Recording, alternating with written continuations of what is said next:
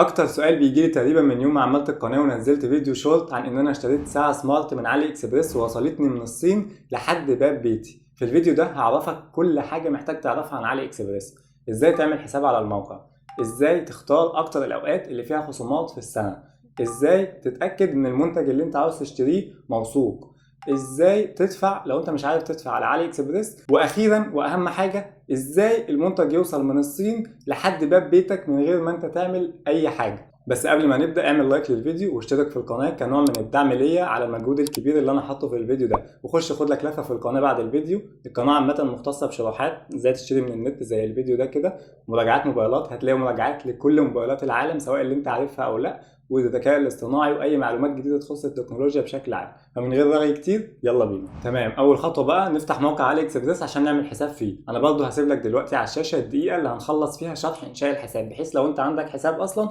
ما تضيعش وقتك وروح على الوقت ده على طول. بعد ما نفتح الموقع هندوس على اكونت او الحساب، بعدين هنختار ريجستر او تسجيل، هيدخلنا على الصفحه اللي هننشئ منها الحساب. هيطلب منك ايميلك، حط الايميل وتاكد انك تكون فاكر كلمه السر بتاع الايميل عشان هتبعت لك عليها كل الايميلات والفواتير ورقم التتبع اللي احنا هنحتاجه كمان شويه. بعدين هتختار كلمه السر ودوس انشاء حساب. ممكن كمان تعمل الاكونت باكونت الفيسبوك او الجيميل عشان تريح دماغك. بعد لما تدوس انشاء حساب هيبعت لك كود تاكيد او لينك تاكيد على الايميل، فهتروح للايميل تاخد الكود ده وتحطه كده، الحساب اتعمل. طيب دلوقتي عملنا الحساب وفتحنا الموقع، ننتقل لتاني حاجه بقى، وهو ايه اكتر وقت في السنه ممكن نلاقي عليه خصومات. اكتر وقت ممكن تلاقي عليه خصومات في السنه كلها في البلاك فرايداي. في البلاك فرايداي اللي هو اخر اسبوع في شهر نوفمبر، من اول 24 نوفمبر كده، علي اكسبريس من اكتر مواقع العالم اللي بتكون عامله عروض قويه جدا، بتوصل ان هم بيعملوا خصم 99% على بعض الحاجات. انا هسيب لكم دلوقتي سكرينات لو حد مش مصدق ان انا طلبت الساعه بربع جنيه، واحده من الموقع واحده من الايميل اللي الموقع بعته لي. واصلا هم بيعملوا بقى خصومات مش في اخر اسبوع في نوفمبر بس، هم بيعملوا في نوفمبر كله. غير كمان ان هم دايما لو انت اول مره هتطلب منهم بيعملوا لك خصم ليك انت بس عشان اول مره تطلب.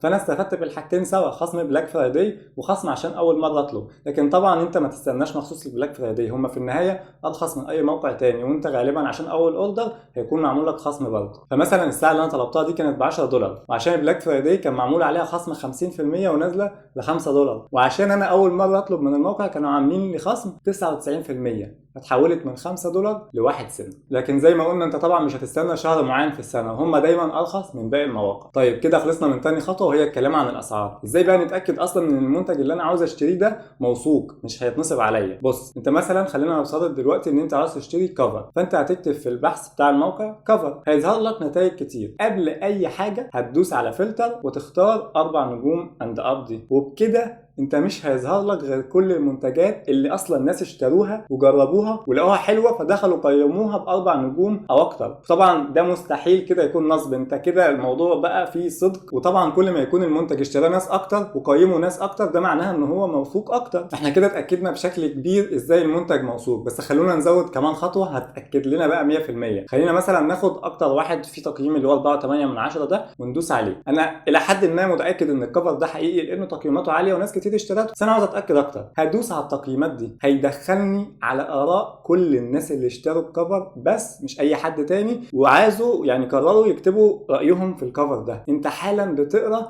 اراء كل الناس اللي اشتروه. انت متخيل كأن انت واقف في المحل وشايف الحاجه قدام عينك حرفيا. يعني انا مثلا دلوقتي هقرا راي واحد عن الكفر ده، هو كاتبه بنفسه، بيقول I bought for iPhone 12 Pro Max is fully compatible and charging work with MagSafe power bank. I recommend it. Came to be delivered in about 10 days. يعني هو بيقول هو اشتراه وطلع شغال 100% والشحن زي الفل. حد تاني بيقول، طبعا انا هترجم لكم، ان هي وصلت قبل التاريخ وزي الوصف بالظبط. فطبعا احنا كده بشكل كبير بقينا متاكدين ان المنتج ده موثوق جدا، واللي انا عاوزه هو اللي انا هشوفه، لان اشوف اراء العملاء وهكذا بقى على اي منتج انت عاوزه. هتخش تشوف تقييمات الناس وتخش تشوف اراء الناس اللي اشتروه، ودي هتعرفك اذا كان المنتج فعلا حقيقي ولا نصب. تمام، احنا كده خلصنا ثالث خطوه. هنروح بقى رابع خطوه وهي الدفع. انت دلوقتي عجبك منتج وعاوز تشتريه، خلاص هتنزل تحت لحد ما هتلاقي ده. اضف الى العربه دي لو انت لسه هتشتري منتجات تانية، انما شراء الان لو انت هتشتري ده بس. هتدوس شراء الان، هيفتح لك الصفحه دي ظاهر فيها السعر النهائي اهو اللي هو $1.66 اللي هم 51 جنيه. دلوقتي بقى هيطلب منك بيانات الفيزا. طبعا انت بتطلب دولي، مفيش حاجه اسمها هدفع عند الاستلام والجو ده، فاحنا هنحط دلوقتي بيانات الفيزا. وعشان لو في حد عمره ما طلب اونلاين ومش فاهم ايه بيانات الفيزا دي، فسريعا كده هعرفك. هو بيحتاج منك 3 حاجات. اول حاجه رقم الفيزا اللي بيبقى في وش الفيزا ده انا طبعا مغطي عليه، هم 16 رقم هتحطهم. بعد كده بيطلب منك تاريخ الانتهاء او الاكسبيريشن ديت، برضه بيكون في وش الفيزا اللي هو بيبقى تحت ده. تمام؟ يعني الفيزا دي مثلا هتخلص شهر 4 2028. تالت حاجه بقى بيطلبها منك وهي السي في في، ده 3 ارقام هتلاقيهم في ظهر الفيزا في اخرها هنا اللي هم دول.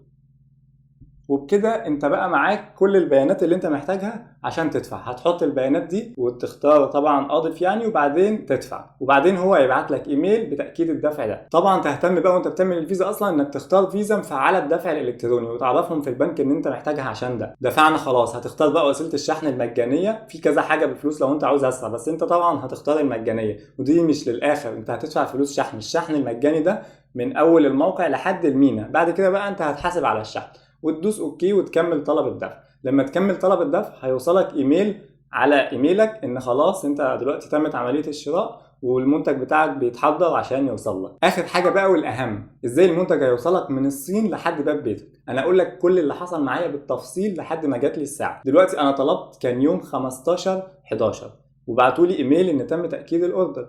فضلت بقى مستني، خلص شهر 11 مفيش حاجه جت، وجي شهر 12 ديسمبر ومفيش حد كلمني خالص، لحد يوم 30 ديسمبر لقيت حد بيكلمني قال لي انا من البريد المصري وبنخلص جمارك المنتج ده بالنيابه عنك، فهستاذنك تبعت لي على الميل ده. واداني ميل، طبعا انا مش هحطه عشان لو غيروه ما لبسش حد، هستاذنك تبعت لي عليه صوره المنتج وصوره بطاقه حضرتك. فطبعا انا بعته. ده كان يوم 30/1. يوم 31/1 لقيت جالي ميل تاني بقى من علي اكسبريس بيقول لي ان انت استلمت الاوردر، وطبعا انا ما كنتش استلمت حاجه. فلما جاني الميل ده قلت كده موظف الجمارك شاف الجمارك بتاعتها قليله وعجبته فخدها لنفسه. وفعلا ما حدش كلمني من يومها، لدرجه ان انا صدقت ده، وعدى وقت كبير وما حدش كلمني وكنت نسيتها خلاص. لحد يوم 6 مارس الصبح لقيت حد بيكلمني بيقول لي انا من البريد المصري وجاي لك اوردر من علي اكسبريس عاوز العنوان. فوصفت له عنواني جابها لي فعلا في يومها. كان كده عدى 4 شهور كاملة تقريبا. وهنا بقى هنعلق على نقطتين مهمين. الأولى إن جمارك الساعة وقتها جت 150 جنيه، وتاني حاجة إن هي طولت قوي، خدت 4 شهور. الحاجتين دول سببهم واحد، وهو إن أنا وافقت إن البريد يخلص الجمارك بالنيابة عني، فغير مصاريف الجمارك أصلا هما بياخدوا مصاريف ليهم إن هما بيخلصوا لك الخدمة دي، وطبعا عشان ناس كتير بتعمل كده فده اللي بيخليهم يطولوا. بس أنت ممكن تخلص الجمارك لنفسك لو عاوز، وهشرح لك ده برضه كمان شوية، خليك معايا. المهم إن أنا كان ممكن يوم 30 يناير لما كلموني أقول له لا أنا مش موافق، بس أنا وافقت عشان أنا كنت عاوز اريح دماغي، وبرضه كنت عاوز انقل لكم التجربه كامله. بس بقى لو انا مش موافق وعاوز اخلص الجمارك لنفسي هعمل ايه؟ دلوقتي انت لما بتكمل الاوردر بيجي لك ايميل تاكيد على ايميلك. في الايميل ده بيكون فيه رقم الطلب، الرقم ده بنسميه تراكنج نمبر او رقم التتبع. هسيب لك في وصف الفيديو موقع لما بتحط عليه الكود ده بيجيب لك الاوردر بتاعك حالا فين بالظبط، هو في الصين ولا دلوقتي بيشتحن ولا وصل مصر. الموضوع من ناحيه علي بابا او علي اكسبريس احترافي بشكل لا تتخيله، كل حاجه فيه بتكون دقيقه جدا. فانت فعلا لما هتتابع التراكنج نمبر بتاعك ده هيجيب لك اول ما الاوردر يوصل مصر انه وصل مصر. لما تعرف انه وصل مصر من خلال الموقع ده هتستنى 5 ايام اسبوع كده على برضه ما يكونوا فتحوه كده. بعد كده هتروح مكتب البريد المختص بالجمارك اللي هو في رمسيس، هتركب مترو رمسيس تنزل منها قدام المترو هتلاقي مكتب البريد ده، اسال اي حد هيشاور لك عليه. هتطلع المكتب ده، هتطلع الدور الرابع، هتقول لهم ان انت جاي لك طلب من الصين. هيقول لك انا عاوز رقم الطلب اللي هو التراكنج نمبر ده، هتديهوله هيحطه على كمبيوتر عنده هيلاقيه تمام، هيقوم يديك ورقه يقول لك روح المكتب الفلاني عشان يديك الاوردر بتاعك وبس. الا طبعا لو الاوردر بتاعك فيه مثلا بلوتوث او موبايل او كده، وقتها لازم تعمل افراج جمركي من الجهاز القومي لتنظيم الاتصالات، فهم وقتها هيبعتوك للجهاز القومي لتنظيم الاتصالات تعمل له افراج وبعد كده ترجع بيها تاني البريد. طبعا انت طول بالك لان في اليوم ده انت هتتعب جدا ومصالح حكوميه وجمارك، فالموضوع مش سهل. فانت دلوقتي قدامك الاوبشنين وعرفت فيهم كل حاجه تقريبا. حابب تريح دماغك هتخلي البريد يخلصه لك هو، المصاريف هتزيد شويه والوقت هيزيد شويتين. حابب انت توفر هتروح انت الجمارك ووصفت لك ازاي، المصاريف هتبقى اقل والوقت اسرع بس هتتعب. انت اختار بقى زي ما انت عاوز. بس انا كده يعتبر خلصت. لو محتاج تفهم اي حاجه اكتبها لي في كومنت وان شاء الله هحاول ارد على كل استفساراتكم باذن الله. فاضل اهم حاجه بقى وهي انك تعمل لايك للفيديو وتشترك في القناه. اظن باين قد ايه انا تعبت في الفيديو ده عشان اوصل لكم كل اللي انتوا عاوزينه، فيا ريت تقدر تعبي ده وتدعمني بحاجه بسيطه زي دي. بس كده، اشوفكم الفيديو الجاي.